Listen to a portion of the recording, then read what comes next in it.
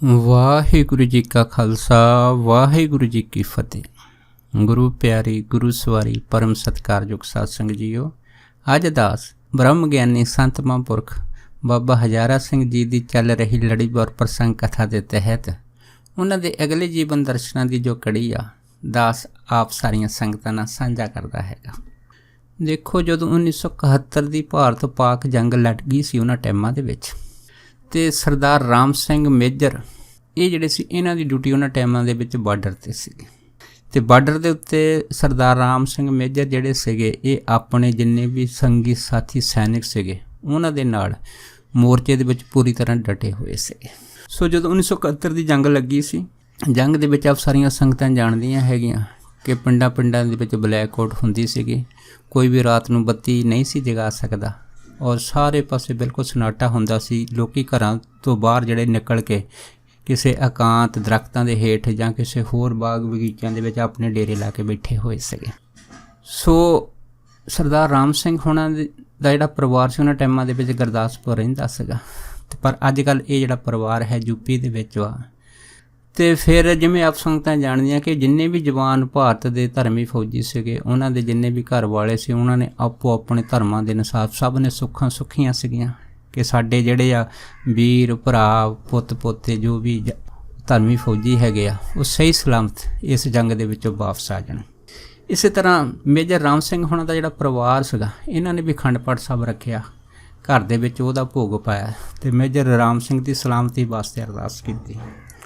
ਉਸ ਤੋਂ ਬਾਅਦ ਫਿਰ ਇਹ ਜਿਹੜਾ ਸਾਰਾ ਪਰਿਵਾਰ ਸੀਗਾ ਨਾ, ਇਹ ਮਹਾਂਪੁਰਖਾਂ ਦੇ ਪਾਸ ਫਿਰ ਨਿੱਕੇ ਘੁੰਮਣ ਆਇਆ। ਜਦ ਨਿੱਕੇ ਘੁੰਮਣ ਆਇਆ ਸੀਗਾ ਅਤੇ ਇਸ ਪਰਿਵਾਰ ਨੇ ਆ ਕੇ ਮਹਾਂਪੁਰਖਾਂ ਜੀ ਦੇ ਚਰਨਾਂ 'ਚ ਅਰਦਾਸ ਬੇਨਤੀ ਕੀਤੀ। ਅਰਦਾਸ ਬੇਨਤੀ ਵਿੱਚ ਮਹਾਂਪੁਰਖਾਂ ਦੇ ਅੱਗੇ ਇਹ ਅਰਜ਼ ਕੀਤੀ ਆ ਕਿ ਸਰਦਾਰ ਰਾਮ ਸਿੰਘ ਮੇਜਰ ਜਿਹੜੇ ਆ ਫੌਜ ਦੇ ਵਿੱਚ ਹੈਗੇ ਆ, ਤੁਸੀਂ ਕਿਰਪਾ ਕਰੋ ਕਿ ਉਹ ਸਹੀ ਸਲਾਮਤ ਨਾਲ ਜੰਗ ਦੇ ਵਿੱਚੋਂ ਵਾਪਸ ਆ ਜਾਣ। ਜਦ ਇਹ ਬੇਨਤੀ ਕੀਤੀ ਸੀ, ਪਰ ਮਹਾਂਪੁਰਖਾਂ ਨੇ ਕੋਈ ਜਵਾਬ ਨਹੀਂ ਦਿੱਤਾ ਉਸ ਟਾਈਮ। ਉਸ ਤੋਂ ਬਾਅਦ ਬਾਰਡਰ ਦੇ ਉੱਤੇ ਜਦੋਂ ਰਾਮ ਸਿੰਘ ਜਿਹੜੇ ਸੀ ਉਹ ਪਾਕਿਸਤਾਨ ਦੀ ਸੈਨਾ ਦੇ ਵਿਰੁੱਧ ਡਟੇ ਹੋਏ ਸੀ, ਅਤੇ ਉਸ ਟਾਈਮ ਹਾਲਤ ਜਿਹੜੇ ਸੀਗੇ ਇੰਨੇ ਪਚੀਦੇ ਹੋ ਗਏ ਸੀਗੇ ਕਿ ਰਾਮ ਸਿੰਘ ਦਾ ਜਿਹੜਾ ਪਿੱਛੋਂ ਕਨੈਕਸ਼ਨ ਸੀਗਾ ਆਪਣਾ ਜਿਹੜਾ ਹੈੱਡਕੁਆਟਰ ਸੀ ਉਹਦੇ ਨਾਲ ਟੁੱਟ ਗਿਆ ਸੀਗਾ। ਔਰ ਜਿਸ ਕਰਕੇ ਰਾਮ ਸਿੰਘ ਮੇਜਰ ਜਿਹੜੇ ਸੀ ਬੜੇ ਪਰੇਸ਼ਾਨ ਸੀਗੇ। ਨਾ ਤਾਂ ਜਵਾਨਾਂ ਜਿਹੜੇ ਮੋਰਚੇ 'ਚ ਲੜ ਰਹੇ ਸੀ, ਨਾ ਉਹਨਾਂ ਵਾਸਤੇ ਰਾਸ਼ਨ ਪਾਣੀ ਆ ਰਿਹਾ ਸੀ, ਨਾ ਅਸਲਾ ਆ ਰਿਹਾ ਸੀ। ਇੱਥੋਂ ਤੱਕ ਜਿਹੜੀ ਵਾਇਰਲੈਸ ਜਿਹਦੇ ਨਾਲ ਗੱਲਬਾਤ ਕੀਤੀ ਜਾਂਦੀ, ਉਹ ਵਾਇਰਲੈਸ ਵੀ ਬੰਦ ਹੋ ਚੁੱਕੀ ਸੀ। ਔਰ ਇਸ ਕਰਕੇ ਇਸ ਜੰਗ ਦੇ ਵਿੱਚ ਲੜਦੇ ਕਈ ਜਵਾਨ ਜਿਹੜੇ ਸ਼ਹੀਦ ਹੋ ਚੁੱਕੇ ਸੀ, ਅਤੇ ਉਹਨਾਂ ਦੀਆਂ ਜਿਹੜੀਆਂ ਡੈੱਡ ਬੋਡੀਆਂ ਸੀਗੀਆਂ ਉਹ ਘਰ ਦੇ ਵੱਲ ਆ ਰਹੀਆਂ ਸੀਗੀਆਂ। ਜਿਸ ਕਰਕੇ ਮੇਜਰ ਰਾਮ ਸਿੰਘ ਜਿਹੜੇ ਸੀ ਬੜੇ ਉਦਾਸ ਸੀਗੇ। ਪਰ ਇੱਧਰੋਂ ਜਦੋਂ ਘਰਦਿਆਂ ਨੇ ਮਹਾਂਪੁਰਖਾਂ ਦੇ ਅੱਗੇ ਅਰਜ਼ ਤਰਲਾ ਕੀਤਾ ਬਹੁਤ ਜ਼ਿਆਦਾ, ਅਤੇ ਫਿਰ ਬਾਬਾ ਜੀ ਨੇ ਆਖਿਆ, ਬੀਬਾ ਜਿਵੇਂ ਤੁਸੀਂ ਕਹਿੰਦੇ ਹੋ ਸਕਦਾ ਗੁਰੂ ਨਾਨਕ ਭਲੀ ਕਰਨਗੇ। ਅਤੇ ਨਾਲੇ ਆਪਣੇ ਪ੍ਰੇਮੀਆਂ ਨੂੰ ਕਹਿਣ ਲੱਗੇ, ਕਹਿੰਦੇ ਭਾਈ ਆ ਜਿਹੜੀ ਸੰਗਤ ਮੇਜਰ ਰਾਮ ਸਿੰਘ ਦੇ ਘਰ ਦੀ ਆਈ ਆ, ਇਹਨਾਂ ਨੂੰ ਲੱਸੀ ਛਕਾਵੋ ਅਤੇ ਨਾਲ ਪ੍ਰਸ਼ਾਦਾ ਪਾਣੀ ਦਾ ਜਿਹੜਾ ਮੰਨੂ ਉਹ ਵੀ ਜ਼ਰੂਰ ਦੇਵੋ। ਉਸ ਤੋਂ ਬਾਅਦ ਇਹ ਸਾਰੇ ਪਰਿਵਾਰ ਜਿਹੜਾ ਸੀਗਾ ਉਹ ਬਾਹਰ ਲੰਗਰ ਦੇ ਪੰਗਤ ਦੇ ਵਿੱਚ ਬੈਠ ਗਿਆ। ਇਹਨਾਂ ਨੂੰ ਲੱਸੀ ਛਕਾਈ ਗਈ ਅਤੇ ਨਾਲ ਇੱਕ ਪ੍ਰਸ਼ਾਦਾ ਵੀ ਛਕਾਇਆ ਗਿਆ। ਇੱਧਰੋਂ ਦੇਖੋ ਮਹਾਂਪੁਰਖ ਜਿਹੜੇ ਸੀਗੇ ਜਾਂ ਸੰਗਤ ਨੇ ਕੀ ਦੇਖੇ, ਤਾਂ ਜਿਹੜੇ ਸੀ ਉਹ ਗੱਲਬਾਤ ਕਰ ਰਹੇ ਸੀ, ਜਿਹਦੇ ਵਿੱਚ ਉਹ ਕਹਿ ਰਹੇ ਸੀਗੇ ਕਿਸੇ ਨੂੰ ਕਿ ਭਾਈ ਤਕੜੇ ਹੋਵੋ, ਦਿਲ ਨਾ ਛੱਡੋ ਅਤੇ ਸ਼ੇਰਾਂ ਵਾਂਗੂ ਫਿਰੋ। ਜਦੋਂ ਮਹਾਂਪੁਰਖ ਜਿਹੜੇ ਸੀਗੇ ਇਸ ਤਰ੍ਹਾਂ ਗੱਲਬਾਤ ਕਿਸੇ ਨਾਲ ਕਰ ਰਹੇ ਸੀ, ਸਾਰੀ ਸੰਗਤ ਬੜੀ ਹੈਰਾਨ ਹੋਈ। ਪਰ ਉੱਧਰ ਮੋਰਚੇ 'ਚ ਕੀ ਹੋਇਆ ਸੀਗਾ ਕਿ ਜਿਹਦੇ ਇਸ ਮੋਰਚੇ 'ਚ ਮੇਜਰ ਰਾਮ ਸਿੰਘ ਜਿਹੜੇ ਸੀਗੇ ਉਹ ਆਪਣੇ ਸਾਥੀਆਂ ਨੂੰ ਹੱਲਾਸ਼ੇਰੀ ਦੇ ਰਹੇ ਸੀ ਜੰਗ ਦੇ ਪ੍ਰਤੀ। ਉਹਨਾਂ ਨੇ ਕੀ ਦੇਖਿਆ ਕਿ ਇੱਕ ਬਿਰਧ ਬਜ਼ੁਰਗ ਜਿਹਦੇ ਹੱਥ ਦੇ ਵਿੱਚ ਬਹੁਤ ਵੱਡੀ ਜਿਹੜੀ ਡਾਂਗ ਹੈਗੀ ਆ, ਅਤੇ ਨਾਲ ਖੱਦਰ ਦੇ ਕੱਪੜੇ ਪਹਿਨੇ ਹੋਏ ਆ, ਅਤੇ ਉੱਪਰ ਖੱਦਰ ਦਾ ਜਿਹੜਾ ਹੈਗਾ ਉਹ ਸਾਫਾ ਵੀ ਮਾਰਿਆ ਹੋਇਆ ਹੈਗਾ। ਅਤੇ ਉਹ ਜਿਹੜਾ ਸੀਗਾ ਸਭ ਸਪਸ਼ਟ ਜਿਹੜਾ ਸੀਗਾ ਸੂਬੇਦਾਰ ਰਾਮ ਸਿੰਘ ਮੇਜਰ, ਜਿੱਥੇ ਚੜ੍ਹੀ ਨਹੀਂ ਸੀ ਫਰਕ ਸਕਦੀ ਜੰਗ ਦੇ ਵਿੱਚ, ਔਰ ਬੰਬਾਂ ਦੀ ਜਿਹੜੀ ਸੀ ਉਹ ਬਰਸਾਤ ਹੋ ਰਹੀ ਸੀ, ਉਹਦੇ ਵਿੱਚ ਉਹਨੇ ਇਹ ਜਿਹੜੇ ਸੀ ਬਜ਼ੁਰਗ ਬਾਬਾ ਜੀ ਆਪ ਆਪਣੇ ਅੱਖੀਂ ਪ੍ਰਤੱਖ ਦੇਖੇ। ਮੇਜਰ ਰਾਮ ਸਿੰਘ ਜਿਹੜਾ ਸੀਗਾ ਇਹਨਾਂ ਨੂੰ ਦੇਖ ਕੇ ਹੈਰਾਨ ਹੋ ਗਿਆ ਸੀਗਾ ਵੀ ਇਹ ਸ਼ਖਸ ਕੌਣ ਹੈਗੇ ਆ। ਪਰ ਇਸ ਤੋਂ ਬਾਅਦ 1-2 ਮਿੰਟ ਜਦ ਆਮੋ ਸਾਹਮਣੇ ਖੜ੍ਹੇ ਇੱਕ ਦੂਜੇ ਨੂੰ ਤੱਕ ਰਹੇ ਸੀ, ਅਤੇ ਫਿਰ ਇਸੇ ਹੀ ਬਜ਼ੁਰਗ ਬਾਬੇ ਨੇ ਮੋਰਚੇ ਵਿੱਚ ਮੇਜਰ ਰਾਮ ਸਿੰਘ ਨੂੰ ਆਖਿਆ ਸੀਗਾ, ਕਹਿੰਦੇ ਭਾਈ ਤਕੜਾ ਹੋ, ਦਿਲ ਨਾ ਛੱਡ, ਸ਼ੇਰਾਂ ਵਾਂਗੂ ਫਿਰ। ਇਹ ਜਿਹੜੇ ਸੀ 3 ਵਚਨ ਮਹਾਂਪੁਰਖਾਂ ਨੇ ਉਸ ਟਾਈਮ ਕੀਤੇ। ਉਸ ਤੋਂ ਬਾਅਦ ਮਹਾਂਪੁਰਖ ਜਿਹੜੇ ਸੀਗੇ ਇਹਦੀਆਂ ਅੱਖਾਂ ਤੋਂ ਬਾਹਰੇ ਅਲੋਪ ਹੋ ਗਏ ਸੀਗੇ। ਪਰ ਜਿਹੜੇ ਮੇਜਰ ਰਾਮ ਸਿੰਘ ਸੀਗੇ ਹੈਰਾਨ ਹੋ ਗਏ ਕਿ ਇਹ ਬਜ਼ੁਰਗ ਬਾਬਾ ਆਇਆ ਕਿੱਥੋਂ ਆ ਤੇ ਕਿੱਥੇ ਚਲਾ ਗਿਆ। ਇਸ ਜੰਗ ਦੇ ਵਿੱਚ ਤਾਂ ਚਿੜੀ ਨਹੀਂ ਫਰਕ ਸਕਦੀ, ਪਰ ਇਹਨੂੰ ਕਿਸੇ ਨੇ ਰੋਕਿਆ ਵੀ ਨਹੀਂ, ਸਿੱਧਾ ਸਾਡੇ ਮੋਰਚੇ ਵਿੱਚ ਆ ਗਿਆ ਹੈਗਾ। ਪਰ ਆਪ ਹੈਰਾਨ ਹੋ ਗਏ। ਉਸ ਤੋਂ ਬਾਅਦ ਇੱਧਰ ਜਿਹੜਾ ਪਰਿਵਾਰ ਜਿਹੜਾ ਸੀਗਾ ਲੰਗਰ ਪਾਣੀ ਛਕ ਕੇ ਮਹਾਂਪੁਰਖਾਂ ਦੇ ਪਾਸ ਗਿਆ ਅਤੇ ਬਾਬਾ ਜੀ ਕਹਿਣ ਲੱਗੇ ਫਿਕਰ ਕਰਨ ਦੀ ਲੋੜ ਨਹੀਂ ਹੈ, ਮੇਜਰ ਰਾਮ ਸਿੰਘ ਜਿਹੜੇ ਉਹ ਸਹੀ ਸਲਾਮਤ ਹੈਗੇ ਆ। ਉਸ ਤੋਂ ਬਾਅਦ ਇਹ ਜਿਹੜਾ ਪਰਿਵਾਰ ਸੀਗਾ ਫਿਰ ਘਰ ਚਲਾ ਗਿਆ। ਜਦ ਘਰ ਚਲਾ ਗਿਆ ਉੱਧਰੋਂ ਮੇਜਰ ਰਾਮ ਸਿੰਘ ਦੇ ਨਾਲ ਉਹਨਾਂ ਟਾਈਮਾਂ ਦੇ ਵਿੱਚ ਜਿਹੜਾ ਕਨੈਕਸ਼ਨ ਟੁੱਟਾ ਹੋਇਆ ਸੀ ਕੁਦਰਤੀ ਫਿਰ ਜੁੜ ਗਿਆ। ਵਾਇਰਲੈਸ ਸੈੱਟ ਫੇਰ ਚੱਲਣ ਲੱਗ ਪਏ। ਫਿਰ ਮੇਜਰ ਰਾਮ ਸਿੰਘ ਦੀ ਜਿਹੜੀ ਸੀ ਆਪਣੇ ਹੈੱਡਕੁਆਟਰ ਨਾਲ ਗੱਲ ਹੋਈ, ਫਿਰ ਅਸਲੇ ਪਿੱਛੋਂ ਪਹੁੰਚ ਗਿਆ। ਇਸ ਤਰ੍ਹਾਂ ਜਿਹੜਾ ਰਾਸ਼ਨ ਪਾਣੀ ਜਿਹੜਾ ਸੀ ਮੋਰਚੇ ਜਵਾਨਾਂ ਲਈ ਪਹੁੰਚ ਗਿਆ। ਅਤੇ ਫਿਰ ਜਿਹੜੇ ਮੇਜਰ ਰਾਮ ਸਿੰਘ ਸੀਗੇ ਤਕੜੇ ਹੋ ਕੇ ਬੋਲੇ ਸੋ ਨਿਹਾਲ ਦੇ ਜੈਕਾਰੇ ਛੱਡਦੇ ਹੋਏ ਆਪਣੇ ਜਵਾਨਾਂ ਨੂੰ ਉਤਸ਼ਾਹ ਕਰ ਰਹੇ ਸੀਗੇ। ਸੋ ਉਸ ਤੋਂ ਬਾਅਦ ਜਦ 5 ਕੁ ਦਿਨ ਹੋਏ ਸੀਗੇ, ਫਿਰ ਮੇਜਰ ਰਾਮ ਸਿੰਘ ਦੇ ਘਰ ਵਾਲੇ ਜਿਹੜੇ ਸੀ ਫਿਰ ਵਾਪਸ ਮਹਾਂਪੁਰਖਾਂ ਦੇ ਪਾਸ ਨਿੱਕੇ ਘੁੰਮਣ ਆਏ ਸੀਗੇ। ਇਹਨਾਂ ਨੇ ਆ ਕੇ ਬਾਬਾ ਜੀ ਨੂੰ ਦੱਸਿਆ ਕਿ ਮਹਾਂਪੁਰਖੋ ਜੰਗ ਜਿਹੜੀ ਜ਼ਿਆਦਾ ਤੇਜ਼ ਹੋ ਗਈ ਆ ਅਤੇ ਸਾਡੇ ਅੰਦਰ ਚਿੰਤਾ ਬੜੀ ਹੈਗੀ ਆ, ਕਿਰਪਾ ਕਰੋ ਕਿ ਮੇਜਰ ਰਾਮ ਸਿੰਘ ਜਿਹੜੇ ਆ ਉਹ ਸਹੀ ਸਲਾਮਤ ਹੋਣ। ਜਦ ਇੰਨੀ ਗੱਲ ਹੋਈ ਤਾਂ ਉਹਨਾਂ ਟਾਈਮਾਂ ਦੇ ਵਿੱਚ ਫਿਰ ਜਿਹੜੇ ਮਹਾਂਪੁਰਖ ਸੀਗੇ ਹਨ ਇਹ ਸੂਏ ਨੂੰ ਤੁਰ ਪਏ, ਜਵਾਬ ਕੋਈ ਨਹੀਂ ਦਿੱਤਾ। ਉੱਥੇ ਜਾ ਕੇ ਬਾਬਾ ਜੀ ਨੇ ਆਪਣੇ ਸੇਵਕਾਂ ਨੂੰ ਆਖਿਆ, ਕਹਿੰਦੇ ਭਾਈ ਜਪਜੀ ਸਾਹਿਬ ਦਾ ਪਾਠ ਕਰੋ। ਜਦ ਸੇਵਕਾਂ ਨੇ ਜਪਜੀ ਸਾਹਿਬ ਦਾ ਪਾਠ ਕੀਤਾ, ਫਿਰ ਅਰਦਾਸ ਕੀਤੀ। ਉਸ ਤੋਂ ਬਾਅਦ ਫਿਰ ਇੱਕ ਬਜ਼ੁਰਗ ਮਾਤਾ ਜਿਹਦੀ ਉਮਰ ਤਕਰੀਬਨ 65 ਸਾਲ ਦੇ ਕਰੀਬ ਸੀ, ਬਾਬਾ ਜੀ ਦੇ ਅੱਗੇ ਫਿਰ ਤਰਲਾ ਕੀਤਾ, ਬਾਬਾ ਜੀ ਤੁਸੀਂ ਆਪਣੀ ਕਿਰਪਾ ਨਾ ਮੇਜਰ ਰਾਮ ਸਿੰਘ 'ਤੇ ਬਣਾਈ ਰੱਖਿਓ। ਜਦ ਇੰਨੀ ਗੱਲ ਹੋਈ ਤਾਂ ਬਾਬਾ ਜੀ ਨੇ ਉਹਦੇ ਵੱਲ ਦੇਖਿਆ ਤਾਂ ਕਹਿਣ ਲੱਗੇ, ਕਹਿੰਦੇ ਬੀਬਾ ਰੱਬ ਬੋਲਾ ਨਹੀਂ ਆ, ਉਹਨੂੰ ਸਭ ਸੁਣਦਾ ਹੈਗਾ। ਬਸ ਜਿਹੜੀ ਗੱਲ ਇੱਕ ਵਾਰੀ ਹੋ ਗਈ ਸੋ ਹੋ ਗਈ, ਉਹਨੂੰ ਵਾਰ-ਵਾਰ ਦੁਹਰਾਉਣ ਦੀ ਲੋੜ ਨਹੀਂ।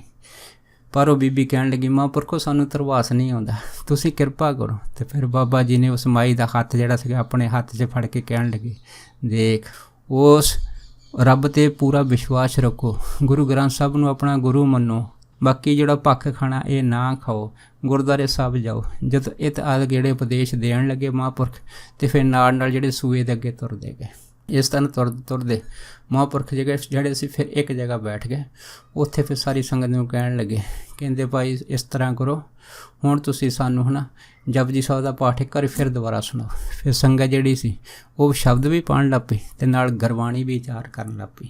ਉਸ ਤੋਂ ਬਾਅਦ ਫਿਰ ਮਹਾਂਪੁਰਖ ਜਿਸ ਜਗ੍ਹਾ ਮੋਰਚੇ ਦੇ ਉੱਤੇ ਮੇਜਰ ਰਾਮ ਸਿੰਘ ਜਿਹੜੇ ਸੀਗੇ ਉਹ ਆਪਣੀ ਜੰਗਾਂ ਸਮੇਤ ਜੰਗ ਵਿੱਚ ਜੂਝ ਰਹੇ ਸੀ, ਉਸ ਟਾਈਮ ਫਿਰ ਮਹਾਂਪੁਰਖਾਂ ਨੇ ਫਿਰ ਉਸ ਨੂੰ ਪ੍ਰਤੱਖ ਦਰਸ਼ਨ ਦਿੱਤੇ।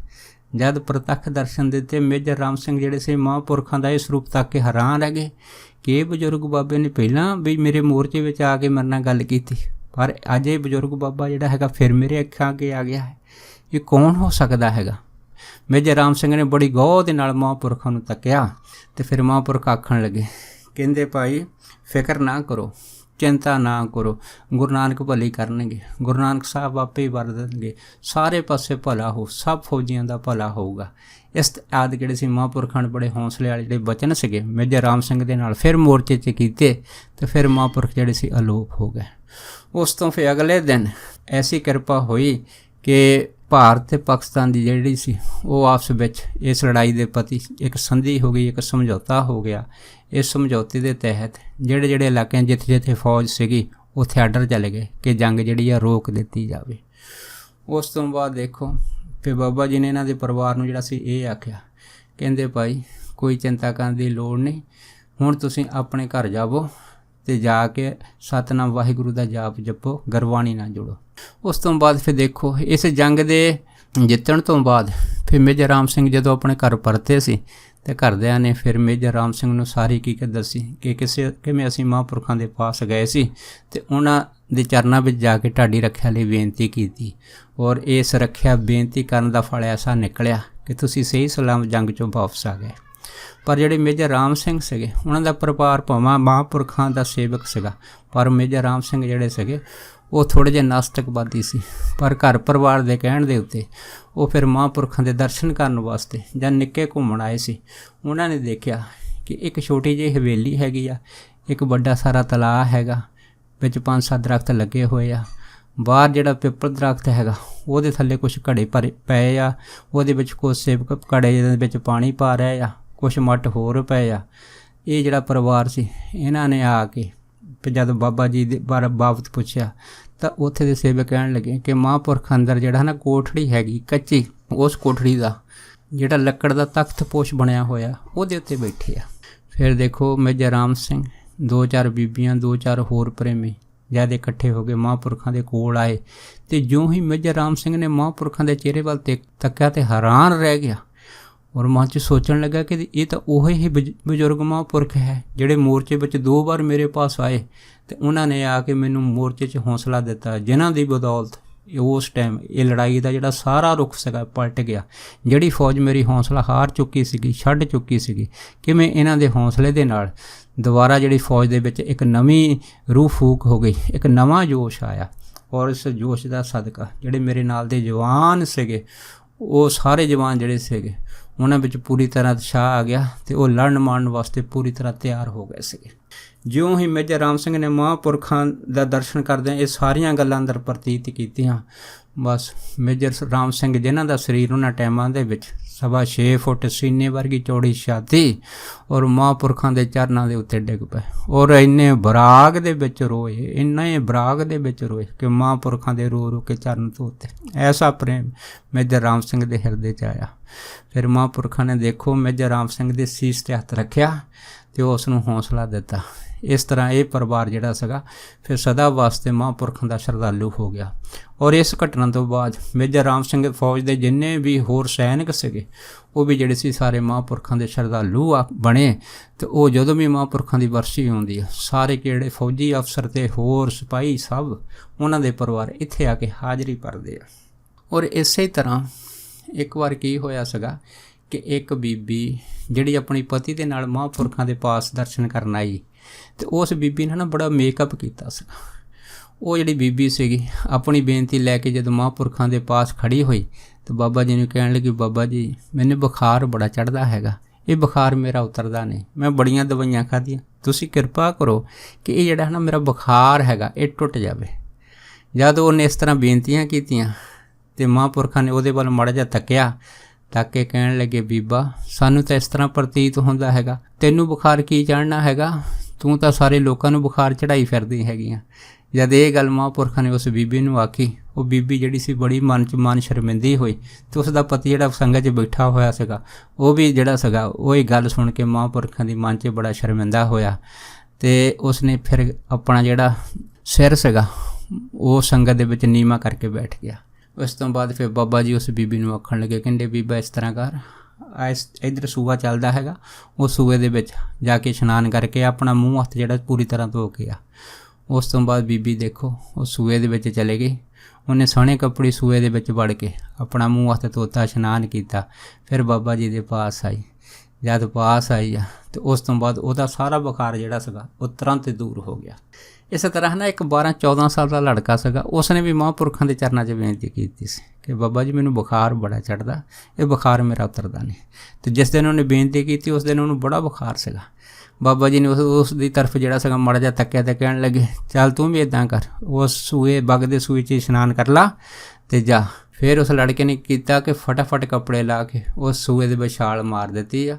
ਉਸ ਤੋਂ ਬਾਅਦ ਜਦੋਂ ਇਸ਼ਨਾਨ ਕਰਕੇ ਉਹ ਬਾਹਰ ਨਿਕਲਿਆ ਪੂਰਾ ਬੁਖਾਰ ਪੂਰੀ ਤਰ੍ਹਾਂ ਉਤਰਿਆ ਹੋਇਆ ਸੀਗਾ। ਇਸ ਤਰ੍ਹਾਂ ਇੱਕ ਵਾਰ ਕੀ ਹੋਇਆ ਸੀਗਾ ਕਿ ਇੱਕ ਸੱਜਣ ਦੱਸਦੇ ਸੀਗੇ, ਕਹਿੰਦੇ ਵੀ ਅਸੀਂ ਹਨ ਮਹਾਂਪੁਰਖਾਂ ਦੇ ਦਰਸ਼ਨ ਕਰਨ ਗਏ। ਮਹਾਂਪੁਰਖ ਜਿਹੜੇ ਸੀ ਉਹਨਾਂ ਟਾਈਮਾਂ ਦੇ ਵਿੱਚ ਇੱਕ ਟਾਹਲੀ ਦਰੱਖਤ ਦੇ ਥੱਲੇ ਬੈਠੇ ਹੋਏ ਸੀ। ਕਹਿੰਦੇ ਅਸੀਂ ਜਾ ਕੇ ਬੜੀ ਸ਼ਰਧਾ ਨਾਲ ਮਹਾਂਪੁਰਖਾਂ ਨੂੰ ਮੱਥਾ ਟੇਕਿਆ ਤੇ ਬਾਬਾ ਜੀ ਕਹਿੰਦੇ ਮੈਨੂੰ ਕਹਿਣ ਲੱਗੇ ਵੀ ਇਸ ਤਰ੍ਹਾਂ ਕਰ, ਉੱਪਰ ਦੇਖ ਕਿੰਨੇ ਕੁ ਬੱਦਲ ਹੈਗੇ ਆ। ਉਹ ਕਹਿਣ ਲੱਗੇ ਜੀ ਮੈਂ ਉੱਪਰ ਜਿਹੜਾ ਸੀ ਜਦ ਨਜ਼ਰ ਮਾਰੀ ਜਦ ਦੇਖਿਆ ਸਾਰਾ ਅਸਮਾਨ ਖਾਲੀ ਸੀ ਤੇ ਮੈਂ ਦੇਖ ਕੇ ਬਾਬਾ ਜੀ ਨੇ ਕਿਹਾ, ਬਾਬਾ ਜੀ ਬੱਦਲ ਤਾਂ ਕੋਈ ਨਹੀਂ, ਆਕਾਸ਼ ਤਾਂ ਸਾਰਾ ਸਾਫ਼ ਹੈਗਾ। ਬਾਬਾ ਜੀ ਕਹਿਣ ਲੱਗੇ ਇਸ ਤਰ੍ਹਾਂ ਕਰ, ਇਸ ਦਰੱਖਤ ਦੇ ਟਾਹਲੀ ਉੱਪਰ ਚੜ੍ਹ ਕੇ ਨਾ ਨਜ਼ਰ ਮਾਰ ਕੇ ਦੇਖ, ਕਿਤੇ ਕੋਈ ਤੈਨੂੰ ਬੱਦਲ ਨਜ਼ਰ ਤਾਂ ਨਹੀਂ ਆਉਂਦਾ।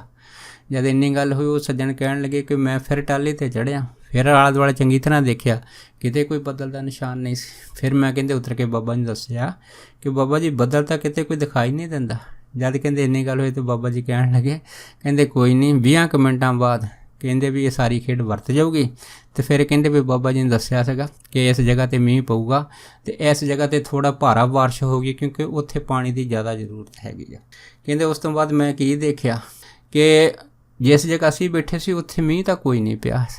ਉਸ ਤੋਂ ਬਾਅਦ ਕਹਿੰਦੇ ਫਿਰ ਮੈਂ ਇਹ ਪ੍ਰਤੱਖ ਲੈਣ ਵਾਸਤੇ ਕਿ ਜਿੱਥੇ ਮਹਾਂਪੁਰਖਾਂ ਨੇ ਕਿਹਾ ਸੀ ਕਿ ਇਸ ਇਲਾਕੇ 'ਚ ਮੀਂਹ ਪਊਗਾ, ਜਦੋਂ ਕਹਿੰਦੇ ਮੈਂ ਸਾਈਕਲ 'ਤੇ ਗਿਆ ਜਾਂ ਕੀ ਦੇਖਿਆ ਸਾਰਾ ਇਲਾਕਾ ਜਿਹੜਾ ਸੀ ਉਹ ਜਲ ਥਲ ਹੋਇਆ ਪਿਆ ਸੀਗਾ। ਅਤੇ ਕਹਿੰਦੇ ਵੀ ਮੈਂ ਮਹਾਂਪੁਰਖਾਂ ਦਾ ਇਹ ਬਚਨ ਅੱਖੀਂ ਦੇਖਿਆ ਸੀਗਾ। ਉਸ ਤੋਂ ਬਾਅਦ ਕਹਿੰਦੇ ਫਿਰ ਮੇਰੀ ਮਹਾਂਪੁਰਖਾਂ ਦੇ ਪ੍ਰਤੀ ਬੜੀ ਸ਼ਰਧਾ ਬਣ ਗਈ ਸੀ। ਇਸੇ ਤਰ੍ਹਾਂ ਹੈ ਨਾ, ਇੱਕ ਵਾਰ ਇੱਕ ਸੱਜਣ ਜਿਹੜੇ ਮਹਾਂਪੁਰਖਾਂ ਦੇ ਸੇਵਕ ਸੀ ਬਾਬਾ ਜੀ ਦੇ ਪਾਸ ਆਏ, ਆ ਕੇ ਬਾਬਾ ਜੀ ਨੂੰ ਕਹਿੰਦੇ ਬਾਬਾ ਜੀ ਮੇਰੀ ਲੜਕੀ ਹੈ ਨਾ ਜਿੱਥੇ ਵਿਆਹੀ ਹੋਈ ਆ ਉਸ ਦੇ ਹੈ ਨਾ ਸਹੁਰੇ ਪਰਿਵਾਰ ਦੇ ਵਿੱਚ ਉਹਦਾ ਜਿਹੜਾ ਹੈ ਨਾ ਸਹੁਰਾ ਜਿਹੜਾ ਹੈਗਾ ਉਹ ਗੁਜ਼ਰ ਗਿਆ ਹੈ, ਚੜ੍ਹਾਈ ਕਰ ਗਿਆ ਹੈ, ਅਤੇ ਉੱਥੇ ਰਿਵਾਜ ਹੈਗਾ ਕਿ ਅਸੀਂ ਹੈ ਨਾ ਜਿਹਦਾ ਸਹੁਰਾ ਗੁਜ਼ਰ ਗਿਆ ਹੋਵੇ ਉਹਦੇ ਜਿਹੜੇ ਹੈ ਨਾ ਸਹੁਰੇ ਪਰਿਵਾਰ ਦੇ ਘਰ ਵਾਲੇ ਹੈਗੇ ਆ ਉਹ ਕੋਈ ਨਾ ਕੋਈ ਗਹਿਣਾ ਜਾਂ ਟੁੰਬ ਜਿਹੜੇ ਹੈ ਉਹ ਆਪਣੀ ਜਵਾਈ ਨੂੰ ਪਾਉਂਦੇ ਆ। ਹੁਣ ਕਹਿੰਦੇ ਮੇਰੀ ਜਿਹੜੀ ਲੜਕੀ ਜਿੱਥੇ ਵਿਆਹੀ ਹੋਈ ਆ ਉਹਦੀ ਜਿਹੜੀ ਜਠਾਣੀ ਹੈਗੀ ਆ ਉਹਦੇ ਪਰਿਵਾਰ ਵੱਲੋਂ ਆਪਣੀ ਜਵਾਈ ਨੂੰ ਕੜੇ ਪਾਉਣ ਦੀ ਪੇਸ਼ਕਸ਼ ਕੀਤੀ ਗਈ ਆ, ਪਰ ਕਹਿੰਦੇ ਹੁਣ ਮੇਰੀ ਲੜਕੀ ਜਿਹੜੀ ਉਹ ਵਾਪਸ ਆਈ ਆ, ਕਹਿੰਦੇ ਮੇਰੀ ਲੜਕੀ ਨੇ ਮੈਨੂੰ ਦੱਸਿਆ ਸੀਗਾ ਕਿ ਜਿਹੜੀ ਮੇਰੀ ਜਠਾਣੀ ਹੈਗੀ ਆ ਉਸ ਦੇ ਪੇਕੇ ਜਿਹੜੇ ਆ ਉਹਨਾਂ ਨੇ ਆਪਣੀ ਜਵਾਈ ਨੂੰ ਸੋਨੇ ਦਾ ਕੜਾ ਪਾਉਣਾ ਹੈਗਾ, ਔਰ ਇਸ ਕਰਕੇ ਮੈਂ ਵੀ ਆਈ ਹਾਂ ਕਿ ਮੈਨੂੰ ਪਤਾ ਕਿ ਅਸੀਂ ਸਾਰੇ ਗਰੀਬ ਹੈਗੇ ਆ, ਪਰ ਜੇ ਅਸੀਂ ਕੋਈ ਗਹਿਣਾ ਟੁੰਬ ਨਾ ਪਾਇਆ ਤਾਂ ਮੇਰੀ ਪੱਤ ਨਹੀਂ ਰਹਿੰਦੀ, ਦੱਸੋ ਮੈਂ ਕੀ ਕਰਾਂ। ਅਤੇ ਫਿਰ ਉਹ ਜਿਹੜਾ ਲੜਕੀ ਦਾ ਪਿਤਾ ਸੀ ਮਹਾਂਪੁਰਖਾਂ ਦੇ ਪਾਸ ਆਇਆ ਸੀ, ਉਹਨੇ ਬਾਬਾ ਜੀ ਨੂੰ ਬੇਨਤੀ ਕੀਤੀ ਕਿ ਬਾਬਾ ਜੀ ਉਹ ਕੜਾ ਪਾਉਣ ਨੂੰ ਕਹਿੰਦੇ ਆ, ਪਰ ਮੇਰੀ ਵੀ ਜਿਹੜੀ ਆ ਇਸ ਟਾਈਮ ਪੱਤ ਦਾ ਸਵਾਲ ਮੇਰੀ ਬੱਚੀ ਦਾ, ਅਤੇ ਪਰ ਕੜਾ ਪਾਉਣ ਦੀ ਮੇਰੇ ਵਿੱਚ ਹਿੰਮਤ ਨਹੀਂ ਹੈ, ਮੇਰੀ ਹੈਸੀਅਤ ਨਹੀਂ ਹੈ। ਜਦ ਇੰਨੀ ਗੱਲ ਹੋਈ ਤਾਂ ਬਾਬਾ ਜੀ ਉਸ ਨੂੰ ਕਹਿਣ ਲੱਗੇ, ਕਹਿੰਦੇ ਕਾਈ ਤੂੰ ਕੜਾ ਕਿਉਂ ਨਹੀਂ ਪਾ ਸਕਦਾ, ਤੂੰ ਵੀ ਕੜਾ ਪਾ ਸਕਦਾ ਹੈ। ਜਦ ਇੰਨੀ ਗੱਲ ਹੋਈ ਤਾਂ ਉਹ ਜਿਹੜਾ ਸ਼ਖਸ ਸੀਗਾ ਮਹਾਂਪੁਰਖਾਂ ਦੇਖਣ ਲੱਗਾ, ਕਹਿਣ ਲੱਗਾ ਬਾਬਾ ਜੀ ਮੈਂ ਕਿਸ ਤਰ੍ਹਾਂ ਕੜਾ ਪਾਵਾਂ। ਅਤੇ ਬਾਬਾ ਜੀ ਕਹਿਣ ਲੱਗੇ ਦੇਖ ਤੂੰ ਇਸ ਤਰ੍ਹਾਂ ਕਰ, ਇੱਕ ਸਰਬ ਲੋਹ ਦਾ ਕੜਾ ਲੈ ਲਾ, ਉਹ ਸਰਬ ਦੇ ਲੋਹ ਦੇ ਕੜੇ ਨੂੰ ਸੋਨੇ ਦੀ ਝਾਲ ਫਰਾ ਦੇਂ, ਅਤੇ ਇਹ ਝਾਲ ਫਰਾ ਕੇ ਅਤੇ ਤੂੰ ਆਪਣੇ ਜਿਹੜੇ ਆ ਕੁੜਮਾਂ ਦੇ ਵਿੱਚ ਆਪਣੀ ਲੜਕੀ ਦੇ ਕੱਪੜੇ ਦੇ ਉੱਤੇ ਇਹ ਜਿਹੜੀ ਝਾਲ ਵਾਲਾ ਲੋਹੇ ਦਾ ਕੜਾ ਹੈਗਾ ਇਹ ਰੱਖ ਦੇ। ਜਦ ਇੰਨੀ ਗੱਲ ਹੋਈ ਤਾਂ ਉਹ ਬੰਦਾ ਜਿਹੜਾ ਸੀਗਾ ਉਹ ਬੜਾ ਹੈਰਾਨ ਹੋਇਆ ਮਹਾਂਪੁਰਖਾਂ ਦੇ ਕੋਲ। ਖੈਰ ਉਹਨੇ ਕੋਈ ਪ੍ਰਸ਼ਨ ਨਹੀਂ ਕੀਤਾ ਕਿਉਂਕਿ ਉਹਨਾਂ ਨੂੰ ਬਾਬਾ ਜੀ ਦੇ ਉੱਤੇ ਅਤੀ ਸ਼ਰਧਾ ਅਤੇ ਭਰੋਸਾ ਸੀਗਾ। ਉਸਨੇ ਮੱਥਾ ਟੇਕਿਆ, 7 ਵਜਨ ਕੀਤਾ, ਔਰ ਉਹਨੇ ਕੀ ਕੀਤਾ, ਘਰ ਜਾ ਕੇ ਇੱਕ ਲੋਹੇ ਦਾ ਕੜਾ ਲਿਆ ਅਤੇ ਉਹਦੇ ਉੱਤੇ ਨਾ ਸੋਨੇ ਦੀ ਝਾਲ ਫਰਾ ਲਈ। ਝਾਲ ਫਰਾ ਕੇ ਜਿੱਦਣ ਉਹਦੇ ਲੜਕੀ ਦਾ ਜਿਹੜਾ ਸਹੁਰਾ ਪਰਿਵਾਰ ਸੀਗਾ ਜਦੋਂ ਉੱਥੇ ਇਕੱਠ ਦਾ ਪ੍ਰੋਗਰਾਮ ਹੋਇਆ ਅਤੇ ਉਸ ਟਾਈਮ ਜਦ ਸਾਰੇ ਰਿਸ਼ਤੇਦਾਰ ਇਕੱਠੇ ਹੋਏ ਅਤੇ ਉੱਧਰੋਂ ਉਹ ਜਿਹੜੇ ਦੂਸਰੇ ਪਰਿਵਾਰ ਵਾਲੇ ਇਸ ਲੜਕੀ ਦੀ ਜਠਾਣੀ ਦਾ ਪਰਿਵਾਰ ਸੀਗਾ ਉਹ ਸੋਨੇ ਦਾ ਕੜਾ ਬਣਾ ਕੇ ਉਹ ਕੱਪੜਿਆਂ ਦੇ ਉੱਤੇ ਸਾਰੇ ਜਿਹੜੇ ਰਿਸ਼ਤੇਦਾਰ ਸੀ ਉਹਨਾਂ ਦੇ ਸਾਹਮਣੇ ਰੱਖ ਦਿੱਤਾ। ਇਸ ਤੋਂ ਬਾਅਦ ਜਦ ਇਹਨਾਂ ਦੀ ਵਾਰੀ ਇਹਨਾਂ ਨੇ ਵੀ ਜਿਹੜੇ ਕੱਪੜਿਆਂ ਦੇ ਉੱਤੇ ਜਿਹੜਾ ਲੋਹੇ ਦਾ ਕੜਾ ਜਿਹਦੇ ਉੱਤੇ ਸੋਨੇ ਦੀ ਝਾਲ ਫਰਾਈ ਸੀਗੀ ਉਹ ਵੀ ਜਿਹੜਾ ਕੜਾ ਸੀਗਾ ਉਹ ਸਾਰਿਆਂ ਦੇ ਅੱਗੇ ਸ਼ੋਅ ਕਰਤਾ। ਜਦ ਸ਼ੋਅ ਕਰਤਾ ਤਾਂ ਸਾਰੇ ਜਿਹੜੇ ਰਿਸ਼ਤੇਦਾਰ ਹੈਰਾਨ ਹੋ ਗਏ ਵੀ ਜਿਹੜੇ ਜਠਾਣੀ ਆ ਇਹਦਾ ਪਰਿਵਾਰ ਤਾਂ ਥੋੜ੍ਹਾ ਪੈਸੇ ਵਾਲਾ ਸੀਗਾ ਅਤੇ ਇਹਨੇ ਵੀ ਸੋਨੇ ਦਾ ਕੜਾ ਕੀਤਾ, ਪਰ ਇਹਨਾਂ ਦਾ ਜਿਹੜਾ ਸੋਨੇ ਦਾ ਕੜਾ ਹੈਗਾ ਉਹ ਬਰੀਕ ਕੜਾ ਹੈਗਾ, ਪਰ ਆਹ ਜਿਹੜੀ ਦਰਾਣੀ ਆ ਸਾਡੀ ਦੂਸਰੀ ਨੂੰ ਚਾਹੇ ਇਹਨਾਂ ਦਾ ਪਰਿਵਾਰ ਗਰੀਬ ਆ ਪਰ ਇਹ ਨਹੀਂ ਦੇਖੋ ਸੋਨੇ ਦਾ ਕਿੰਨਾ ਮੋਟਾ ਜਿਹੜਾ ਕੜਾ ਹੈਗਾ ਉਹ ਕੱਪੜਿਆਂ ਉੱਤੇ ਰੱਖਿਆ ਹੈਗਾ। ਪਰ ਹੁਣ ਵਿਚਲੀ ਗੱਲ ਦਾ ਕਿਸੇ ਨੂੰ ਪਤਾ ਹੀ ਨਹੀਂ ਵੀ ਇਹ ਜਿਹੜਾ ਕੜਾ ਇਹ ਪਰਿਵਾਰ ਲੈ ਕੇ ਆਇਆ ਸੀ ਲੋਹੇ ਦਾ ਕੜਾ ਸੀ, ਇਹਦੇ ਉੱਤੇ ਸੋਨੇ ਦੀ ਝਾਲ ਫਰਾਈ ਹੋਈ ਸੀ। ਖੈਰ ਉਸ ਟਾਈਮ ਤਾਂ ਜਿਹੜੀ ਸੀ ਸਾਰੀ ਪੱਤ ਬਣ ਗਈ। ਇਸ ਪ੍ਰੋਗਰਾਮ ਤੋਂ ਬਾਅਦ ਸਾਰੇ ਜਿਹੜੇ ਰਿਸ਼ਤੇਦਾਰ ਸੀ ਉਹ ਆਪੋ ਆਪਣੇ ਘਰਾਂ ਨੂੰ ਚੱਲ ਗਏ ਅਤੇ ਇਹ ਜਿਹੜੇ ਦੋਨੇ ਜਵਾਈ ਸੀਗੇ ਉਸ ਜਠਾਣੀ ਦਾ ਪਰਿਵਾਰ ਦਾ ਅਤੇ ਇਹਨਾਂ ਦਾ ਪਰਿਵਾਰ ਦਾ, ਉਹਨਾਂ ਨੇ ਕੀਤਾ ਆਪੋ ਆਪਣੇ ਬਾਹਾਂ ਤੋਂ ਕੜੇ ਲਾਏ ਅਤੇ ਆਪਣੀ ਮਾਂ ਨੂੰ ਫੜਾ। ਜਦ ਮਾਂ ਨੂੰ ਫੜਾਤੇ ਅਤੇ ਇਸ ਪਰਿਵਾਰ ਦੀ ਲੜਕੀ ਜਿਹੜੀ ਇਸ ਪਰਿਵਾਰ 'ਚ ਵਿਆਹੀ ਸੀ ਉਹਦੀ ਜਠਾਣੀ ਨੇ ਇੱਕ ਦਿਨ ਕੀ ਕੀਤਾ, ਆਪਣੀ ਸੱਸ ਨੂੰ ਕਿਹਾ ਕਿ ਮੈਨੂੰ ਇਸ ਤਰ੍ਹਾਂ ਕਰੋ ਮਾਤਾ ਜੀ ਵੀ ਜਿਹੜੇ ਮੇਰੇ ਪਰਿਵਾਰ ਦਾ ਸੋਨੇ ਦਾ ਕੜਾ ਹੈ ਨਾ ਉਹ ਮੈਨੂੰ ਦੇ ਦਿਓ ਅਤੇ ਅਸੀਂ ਕੁਛ ਜ਼ਮੀਨ ਖਰੀਦਣੀ ਆ ਅਤੇ ਇਸ ਸੁਨਿਆਰੇ ਨੂੰ ਦੇ ਕੇ ਅਤੇ ਇਹ ਕੰਮ ਕਰਾ ਲੈਂਦੇ ਹਾਂ। ਉਹਦੀ ਸੱਸ ਨੇ ਕੀ ਕੀਤਾ, ਉਹ ਜਿਹੜੇ ਕੜੇ ਕੱਢ ਕੇ ਹੈ ਨਾ ਸਾਹਮਣੇ ਰੱਖ ਦਿੱਤੇ। ਜਦੋਂ ਦੋਨੇ ਕੜੇ ਕੱਢ ਕੇ ਸਾਹਮਣੇ ਰੱਖਦੇ ਅਤੇ ਕਹਿਣ ਲੱਗੀ ਵੀ ਮੈਨੂੰ ਤਾਂ ਪਤਾ ਨਹੀਂ ਵੀ ਜਿਹੜੇ ਤੇਰੇ ਪਰਿਵਾਰ ਦਾ ਕੜਾ ਹੈਗਾ ਤੂੰ ਇਹਦੇ ਵਿੱਚੋਂ ਲੈ ਲਾ। ਪਰ ਕਿਉਂਕਿ ਜਠਾਣੀ ਜਿਹੜੀ ਸੀ ਚੁਸਤ ਚਲਾਕ ਸੀਗੀ ਉਹਨੇ ਕੀਤਾ ਆਪਣਾ ਜਿਹੜਾ ਅਸਲੀ ਕੜਾ ਛੋਟਾ ਉਹ ਛੱਡ ਕੇ ਉਹ ਲੋਹੇ ਵਾਲਾ ਕੜਾ ਜਿਹਦੇ 'ਤੇ ਸੋਨੇ ਦੀ ਝਾਲ ਫਰਾਈ ਸੀਗੀ ਉਹ ਕੜਾ ਜਿਹੜਾ ਸੀ ਉਹ ਜਠਾਣੀ ਨੇ ਚੱਕ ਲਿਆ ਅਤੇ ਚੱਕ ਕੇ ਜਿਹੜੀ ਸੀ ਉਹ ਆਪਣੇ ਪੇਕੇ ਲੈ ਗਈ। ਉਸ ਤੋਂ ਬਾਅਦ ਦੇਖੋ ਜਦੋਂ ਜ਼ਮੀਨ ਦਾ ਸੌਦਾ ਕੀਤਾ ਗਿਆ ਅਤੇ ਜਦ ਇਹ ਕੜਾ ਜਿਹੜਾ ਸੀਗਾ ਇਹ ਸੁਨਿਆਰੇ ਨੂੰ ਦਿਖਾ ਲਿਆ ਅਤੇ ਪੈਸੇ ਲੈਣ ਲੱਗੇ ਤਾਂ ਜਦ ਸੁਨਿਆਰੇ ਨੇ ਚੱਕ ਕੀਤਾ ਉਹ ਕਹਿਣ ਲੱਗਾ ਵੀ ਇਹ ਤਾਂ ਕੜਾ ਲੋਹੇ ਦਾ ਹੈਗਾ, ਇਹ 'ਤੇ ਸੋਨੇ ਦੀ ਝਾਲ ਫਰਾਈ ਹੈਗੀ ਆ। ਜਦ ਇੰਨੀ ਗੱਲ ਹੋਈ ਤਾਂ ਉਹ ਜਿਹੜਾ ਜਠਾਣੀ ਦਾ ਪਤੀ ਸੀਗਾ ਉਹਨੂੰ ਬੜਾ ਗੁੱਸਾ ਆਇਆ ਵੀ ਇਹ ਤਾਂ ਜਿਹੜੀ ਸਾਰੀ ਠੱਗੀ ਮੇਰੇ ਸਹੁਰਿਆਂ ਨੇ ਜਿਹੜੀ ਉਹ ਕੀਤੀ ਹੈਗੀ ਆ, ਮੈਨੂੰ ਲੋਹੇ ਦੇ ਕੜੇ ਦੇ ਉੱਤੇ ਸੋਨੇ ਦੀ ਝਾਲ ਫਰਾ ਕੇ ਜਿਹੜਾ ਹੈਗਾ ਉਹ ਪੇਸ਼ ਕਰ ਦਿੱਤੀ ਆ। ਉਸ ਤੋਂ ਬਾਅਦ ਫਿਰ ਇਸ ਗੱਲ ਦਾ ਰੌਲਾ ਪੈ ਗਿਆ।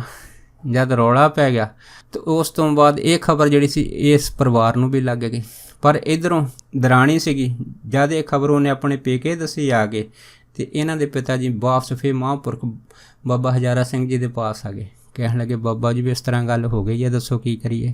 ਅਤੇ ਬਾਬਾ ਜੀ ਹੱਸ ਕੇ ਕਹਿਣ ਲੱਗੇ, ਕਹਿੰਦੇ ਕਰਨਾ ਕੀ ਹੈ, ਤੂੰ ਚੁੱਪ ਰਹਿ ਬਸ, ਬਾਕੀ ਜੋ ਹੋਊਗਾ ਦੇਖੀ ਜਾਓ। ਉਸ ਤੋਂ ਬਾਅਦ ਦੇਖੋ ਮਹਾਂਪੁਰਖਾਂ ਦੇ ਕਹਿਣ ਦੇ ਉੱਤੇ ਇਹ ਸੱਜਣ ਤਾਂ ਆਪਣੇ ਘਰ ਚੱਲ ਗਏ, ਪਰ ਉਧਰੋਂ ਉਹ ਜਿਹੜਾ ਜਵਾਈ ਸੀਗਾ, ਉਸ ਜਵਾਈ ਜਠਾਣੀ ਨੇ ਜਿਹੜਾ ਸੀ ਸਹੁਰੇ ਪਰਿਵਾਰ 'ਚ ਇਸ ਗੱਲ ਦਾ ਰੌਲਾ ਪਾ ਦਿੱਤਾ ਕਿ ਜਿਹੜਾ ਤੁਸੀਂ ਮੈਨੂੰ ਨਕਲੀ ਕੜਾ ਪੇਸ਼ ਕੀਤਾ, ਇਹਦੇ ਬੱਟੇ ਮੈਨੂੰ ਸੋਨੇ ਦਾ ਅਸਲੀ ਕੜਾ ਦਿਓ।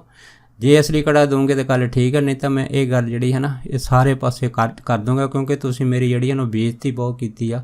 ਤੁਸੀਂ ਮੈਨੂੰ ਲੋਹੇ ਦੇ ਕੜੇ ਦੇ ਉੱਤੇ ਸੋਨੇ ਦੀ ਝਾਲ ਫਰਾਤੀ ਆ।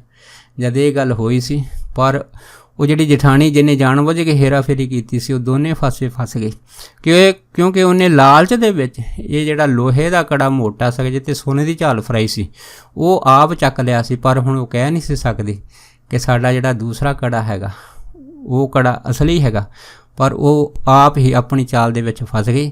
ਇਸ ਤਰ੍ਹਾਂ ਉਸ ਦੇ ਪੇਕੇ ਪਰਿਵਾਰ ਨੂੰ ਫਿਰ ਉਸ ਲੋਹੇ ਦੇ ਕੜੇ ਦੇ ਬੱਟੇ ਫਿਰ ਦੁਬਾਰਾ ਜਿਹੜਾ ਸੀਗਾ ਉਹ ਸੋਨੇ ਦਾ ਕੜਾ ਬਣਾਉਣਾ ਪਿਆ, ਤਾਂ ਜਾ ਕੇ ਉਸ ਪਰਿਵਾਰ ਦਾ ਖਹਿੜਾ ਛੁੱਟਿਆ। ਸੋ ਇਹ ਆ ਮਹਾਂਪੁਰਖਾਂ ਦੀਆਂ ਅਗੰਮੀ ਖੇਡਾਂ। ਜਿਹੜੇ ਵੀ ਸ਼ਖਸ ਮਹਾਂਪੁਰਖਾਂ ਦੇ ਚਰਨਾਂ 'ਚ ਆਇਆ, ਬਾਬਾ ਜੀ ਨੇ ਉਹਨਾਂ ਦੀ ਲਾਜ ਪੱਤ ਰੱਖੀ ਆ ਅਤੇ ਉਹਨਾਂ ਦੇ ਲੋਕ ਪਰਲੋਕ ਸਵਾਰੇ ਆ। ਸੋ ਦੱਸ ਇੰਨੇ ਹੀ ਵਚਨ ਆਪ ਸਾਰੀਆਂ ਸੰਗਤਾਂ ਨਾਲ ਸਾਂਝਾ ਕਰਦਾ ਹੋਇਆ ਖਿਮਾ ਦਾ ਜਾਚਕ ਆ ਜੀ। ਹੋਈਆਂ ਬੇਅੰਤ ਭੁੱਲਾਂ ਚੁੱਕਾਂ ਦੀ ਖਿਮਾ ਬਖਸ਼ਣੀ। ਸੋ ਫਤਿਹ ਬੁਲਾਓ। ਵਾਹਿਗੁਰੂ ਜੀ ਕਾ ਖਾਲਸਾ, ਵਾਹਿਗੁਰੂ ਜੀ ਕੀ ਫਤਿਹ।